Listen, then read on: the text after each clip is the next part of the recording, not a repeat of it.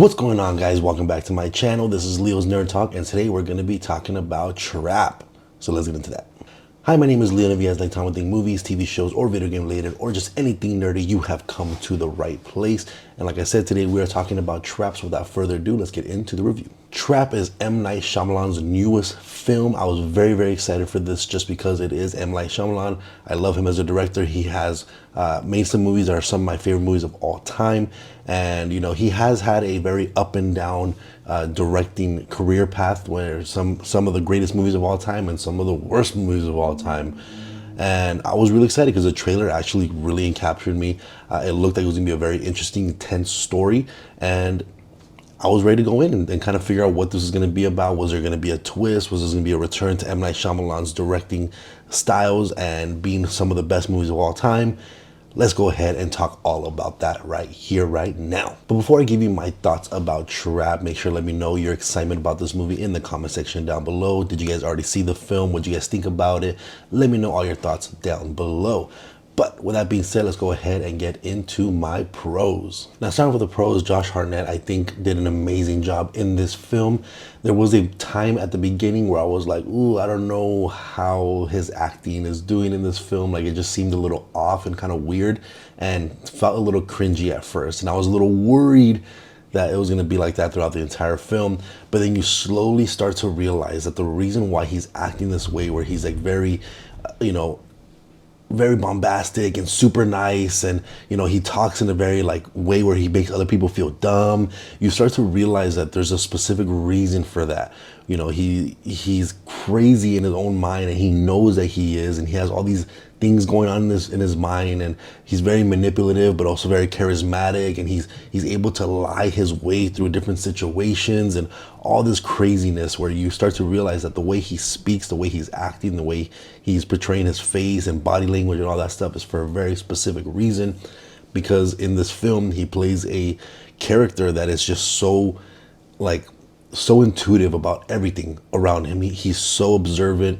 He is so manipulative. He's very charismatic, like I said, to the point where everybody just trusts him right away, even though they know they're looking for the specific person, the butcher, in this concert, and he fits the profile. No one really suspects him that much. Everybody is just so, inviting to him because of the way he is, the way he acts, and the way he portrays himself. It is just done very well. And it's done well also in a way where it's kind of creepy at the same time.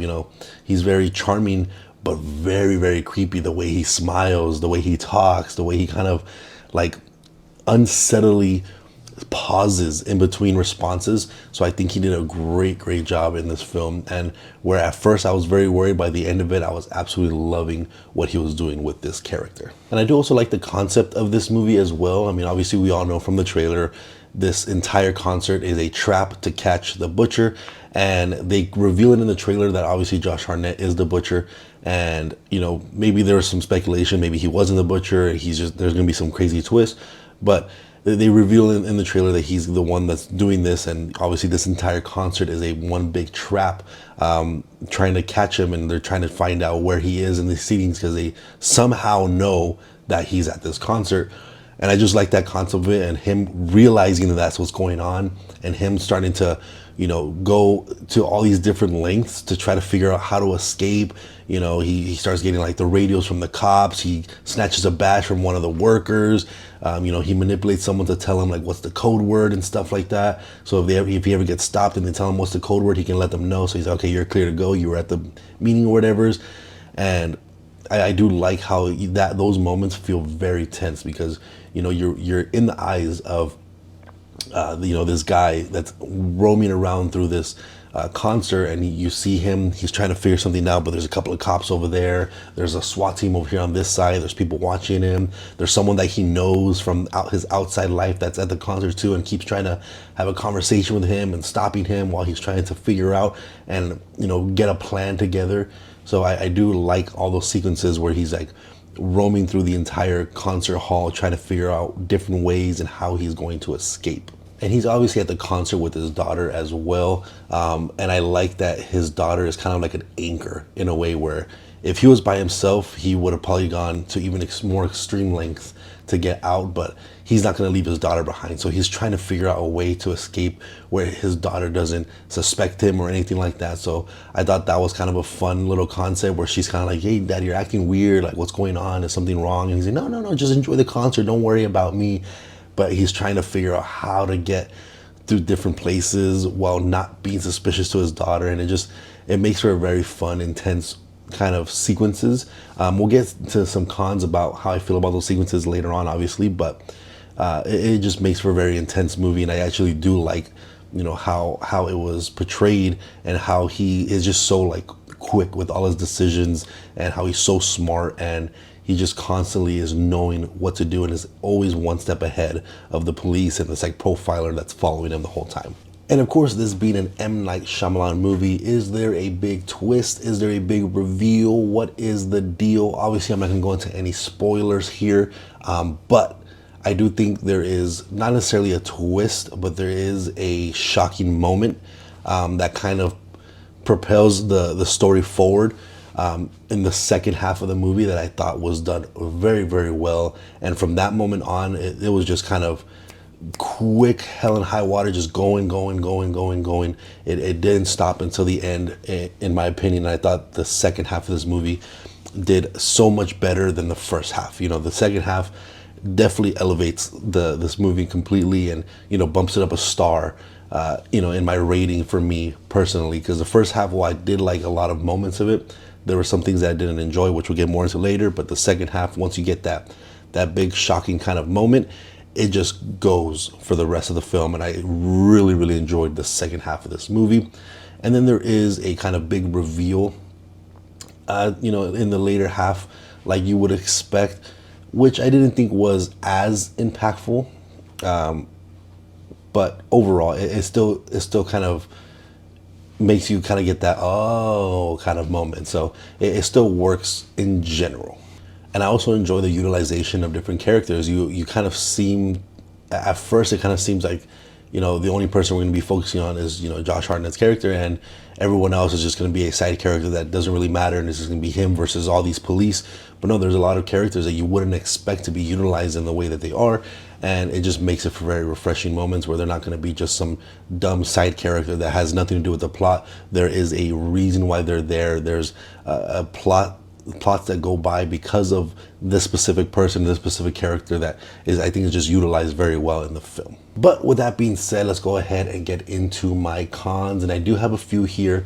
One, I do think, like I said in the beginning, while we're at the concert, there is a bit of a rinse and repeat type of sequence where you have the father and the daughter, they're at the concert watching the concert going on, and he starts to realize, different things like, oh, these people are obviously looking for me.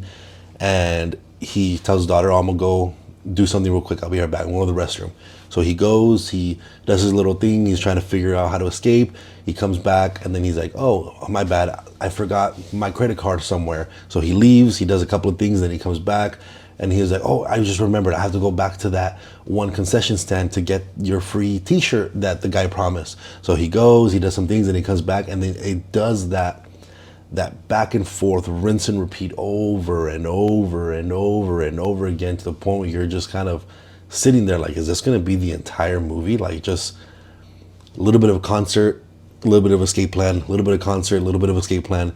And that's what I was worried about. It felt like that for a very, very long time. And I was wondering when something impactful was going to happen, and which we do get eventually, that impactful moment.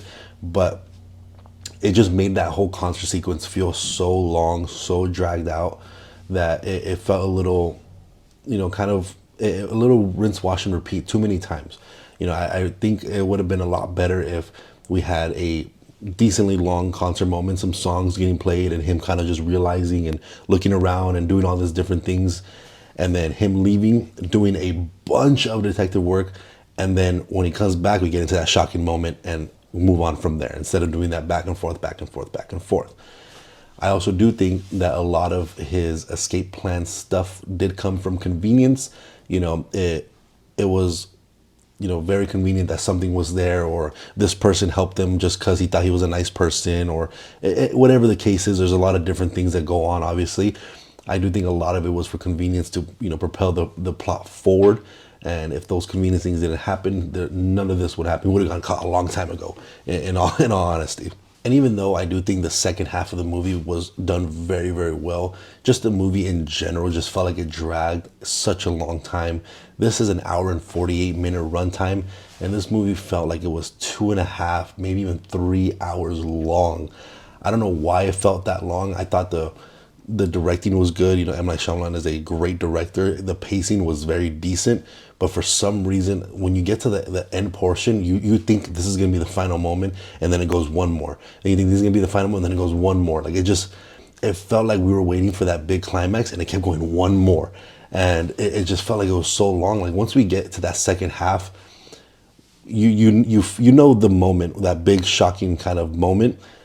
You would think that maybe you're about 15 minutes left in the movie, but no, at that point you're only like halfway through the movie. So it just felt like it dragged so long. I was just waiting, like, when is this movie gonna end? Like you see the moment, okay, this is gonna be the end, and this is gonna be the ending, and then goes one more.